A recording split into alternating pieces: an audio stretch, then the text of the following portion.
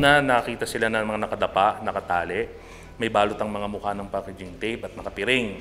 Noong sila ay itihaya na, nakita na yung lalaki ay may sugat sa kanyang leeg at nagkalat ng kanyang mga dugo sa sahig.